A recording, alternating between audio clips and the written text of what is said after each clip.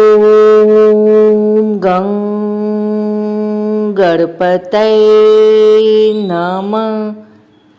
आइए सुनते हैं भाद्रपद संकष्टी चतुर्थी की कथा।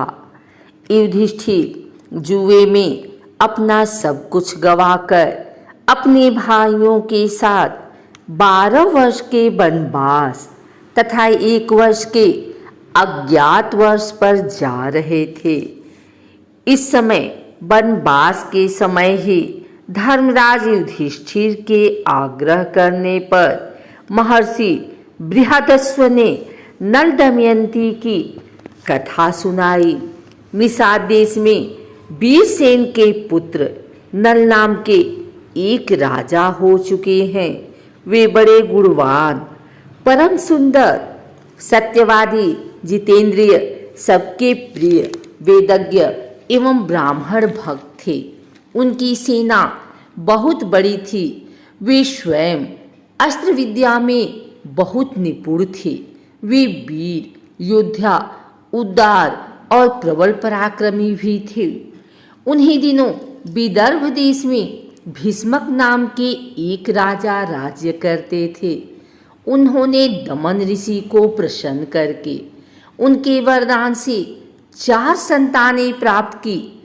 3 पुत्र दम, दान और दमन एवं 1 दमयंती नाम की कन्या।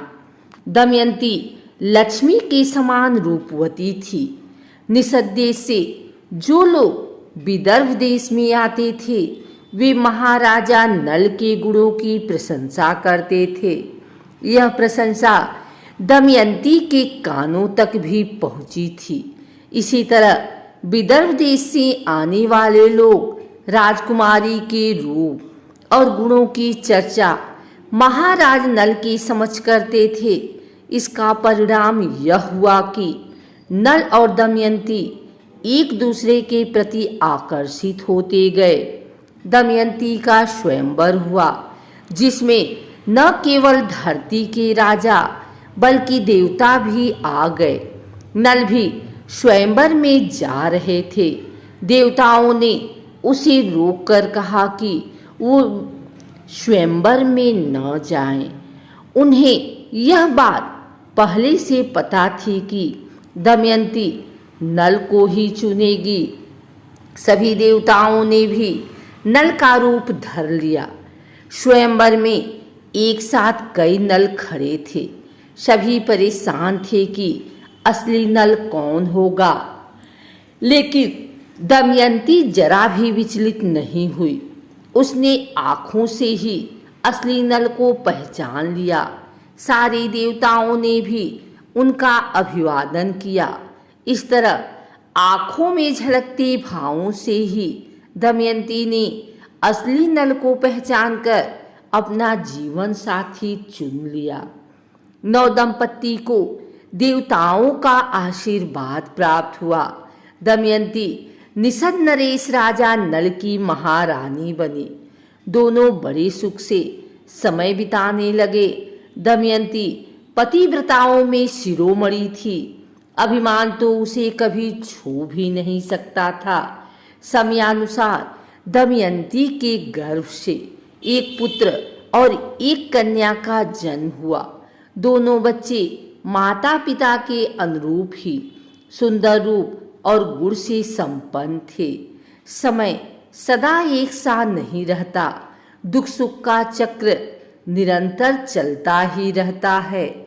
वैसे तो महाराज नल गुणवान, धर्मात्मा तथा पुण्य लोग थे, किंतु उनमें एक दोष था, जुए का व्यसन। नल के एक भाई का नाम पुष्कर था। वह नल से अलग रहता था। उसने उन्हें जुए के लिए आमंत्रित किया। खेल आरंभ हुआ। भाग्य प्रतिकूल था। नल हारने लगे। सोना चांदी, रथ, राजपाट सब हाथ से निकल गया। महारानी दमयंती ने प्रतिकूल समय जानकर अपने दोनों बच्चों को विदर्भ देश की राजधानी कुंडिनपुर भेज दिया। इधर नल जुए में अपना सर्वस्व हार गए थे। उन्होंने अपने शरीर के सारे वस्त्राभूषण उतार दिए, केवल एक वस्त्र पहनकर नगर से बाहर निकले।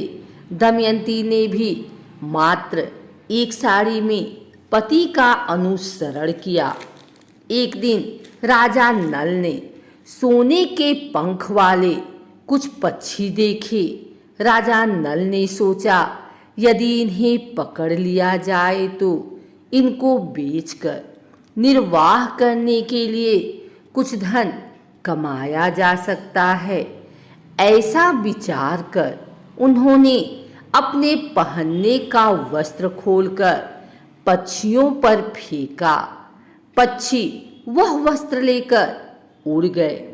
अब राजा नल के पास तन ढकने के लिए भी कोई वस्त्र न रह गया। नल अपनी अपेक्षा दमयंती के दुख से अधिक व्याकुल थे। एक दिन दोनों जंगल में एक वृक्ष के नीचे एक ही वस्त्र से तन छिपाए पड़े थे। दमयंती को थकावट के कारण नींद आ गई।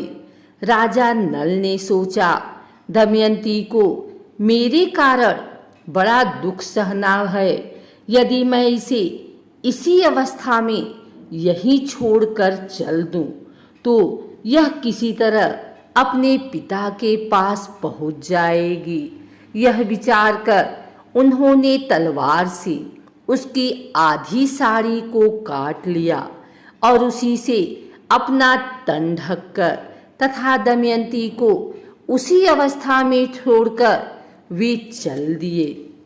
जब दमयंती की नींद टूटी तो बेचारी अपने को अकेला पाकर करुण विलाप करने लगी। भूख और प्यास से व्याकुल होकर वह अचानक अजगर के पास चली गई और अजगर उसे निगलने लगा। दमयंती की चीख सुनकर एक व्याध ने उसे अजगर का ग्रास होने से बचाया, किंतु व्याध स्वभाव से दुष्ट था। उसने दमयंती के सौंदर्य पर मुग्ध होकर उसे अपनी काम पिपासा का शिकार बनाना चाहा। दमयंती उसे श्राप देते हुए बोली, यदि मैंने अपने पति राजा नल को छोड़कर किसी अन्य पुरुष का चिंतन किया हो तो इस पापी व्याध के जीवन का अभी अंत हो जाए।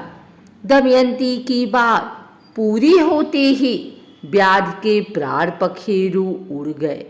दैवयोग से भटकते हुए उस समय दमयंती को महर्षि सरभंग के दर्शन हुए।